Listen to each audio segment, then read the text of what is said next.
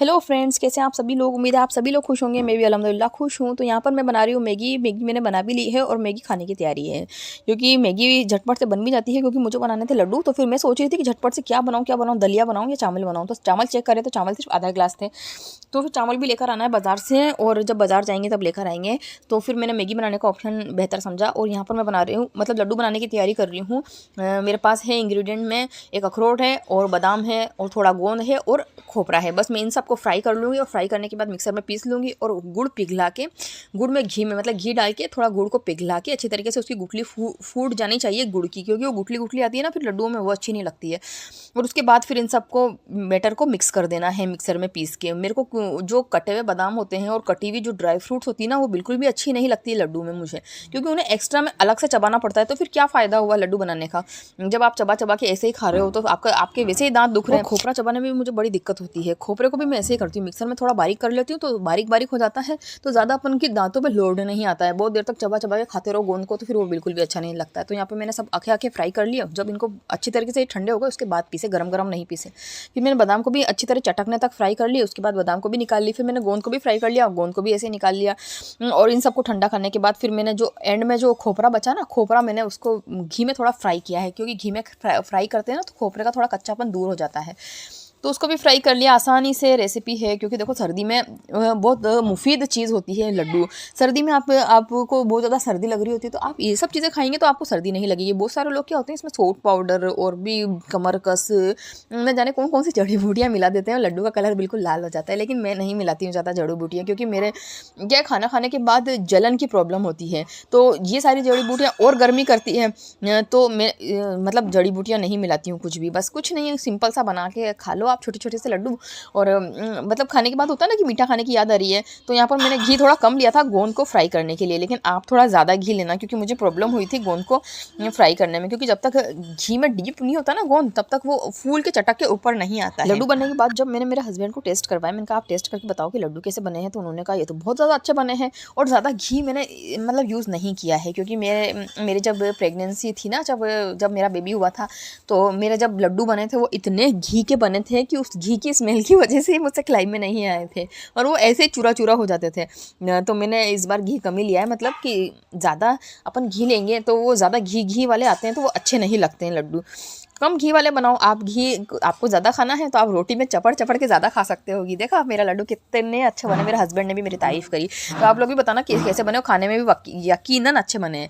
तो मैं आपको मेरी छोटी सी किचन दिखाने वाली हूँ। ये मेरी छोटी सी किचन है, 1 BHK जो फ्लैट है उसमें हम रहते हैं, और 1 BHK की जो फ्लैट की किचन क्या है ना, छोटी आती है, इतनी छोटी आती है कि आप यहाँ पर छीका भी नहीं रख सकते। बर्तन धो के आपको पट्टी पर ही रखना पड़ता है। छोटा वाला छीका भी यहाँ पे बहुत बड़ा लगता है, हर चीज़ छोटी छोटी लेकर आना पड़ता है, छोटी गैस, हर चीज़ छोटी छोटी। और ये डिब्बा रखा हुआ है सिंक में धोने के लिए। तो ये मेरी छोटी सी किचन है जो मैंने सेट करी हुई है, और यहाँ पर कोई स्टैंड वगैरह कुछ भी नहीं है, बस टंकियों में सामान मैंने भर रखे हैं, और ये स्टैंड मैंने बाज़ार से लेकर आ रखे हैं ताकि इसमें सामान रख सकें। तो ये है 1 BHK फ्लैट की किचन, और यहाँ पर मैंने छीका लगवा रखा है।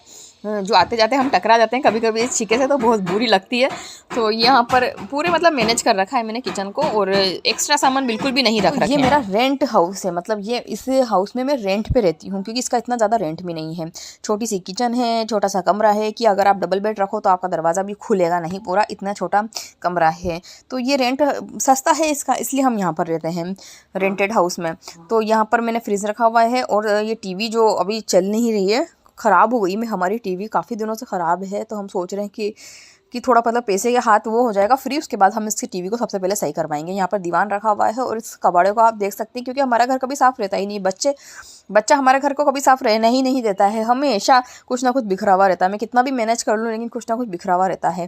तो अभी हो चुका है शाम का वक्त, तो मैं सोच रही थी कि झटपट से क्या बनाऊँ। तो फिर मैंने आलू का भुर्ता बनाया। तो मैंने मेरे हस्बैंड को बोला, मैंने कहा ताज़ा वाला अगर ब्रेड मिल जाएंगे तो लेकर आना, अगर ताज़ा ब्रेड नहीं मिलेंगे तो फिर मैं आलू के पराठे बना दूंगी। तो फिर मैंने भुर्ता कंप्लीट करके रख लिया था, और मेरे हस्बैंड कहीं ना कहीं से ले ही आए ताज़े वाले ब्रेड, क्योंकि उनको ऐसी चीज़ें खाने का बड़ा शौक है, सैंडविच वगैरह ये चीज़ें उनकी तो फेवरेट है। तो उनकी फेवरेट है, तो वो ढूंढना के कहीं ना कहीं से ले ही आए। मैंने कहा बासी ब्रेड बिल्कुल नहीं आना चाहिए, जो सूखे सूखे ब्रेड होते हैं ना, सॉफ्ट वाले ब्रेड होते हैं ना ताज़े, वही आने चाहिए, क्योंकि इसमें और ज़्यादा और ज़्यादा पकते हैं तो और ज़्यादा वो कड़क कड़क हो जाते हैं, तो फिर वो अच्छे नहीं लगते हैं। थोड़े नरम ब्रेड है ना, इसमें ज़्यादा क्रिस्पी होते हैं। तो यहाँ पर मेरे हस्बैंड भी बराबर मेरी मदद कर रहे थे, मुझे भूख लग रही थी तो फिर मैंने तो खाना शुरू कर दिया रोटी।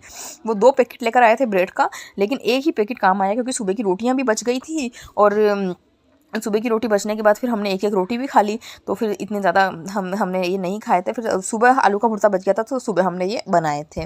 तो यहाँ पर ये बना रही हूँ, इस सांचे में बिल्कुल चिपकते-विपकते बिल्कुल भी नहीं और बिल्कुल क्रिस्पी बनते हैं। पहले हम तवे पे बनाया करते थे, लेकिन जब से ये सांचा आया है तो हम इसी सांचों को यूज़ करते हैं, और ये नॉन स्टिक है और ये इसमें चिपकते नहीं हैं और जलते भी नहीं हैं। लेकिन अगर आप तेज़ आँच करेंगे तो ज़ाहिर-सी बात है हर चीज़ में जलेंगे, और इसको बराबर अल्टा-पल्टी करना पड़ता है, ऐसे मतलब पलटना पड़ता है बराबर। ये देखिए मेरा कितना क्रिस्पी बन के तैयार हो गया। मुझे तो इतनी भूख लग रही थी कि मेरे हस्बैंड को वेट ही नहीं किया। मैंने कहा अब आप सेको और मैं खाती हूँ। कभी-कभी ऐसा होता है ना कि हस्बैंड बना रहे होते हैं और पत्नी खा रही होती है। अब ये झटपट सी चीज़ है, तो ऐसे शौक है मेरे हस्बैंड को, जैसे अंडे की आमलेट बनाने का, गोश्त बनाने का, मछली फ्राई करने का, चिकन फ्राई करने का, ये सब शौक है, वो बना के खिला देते हैं।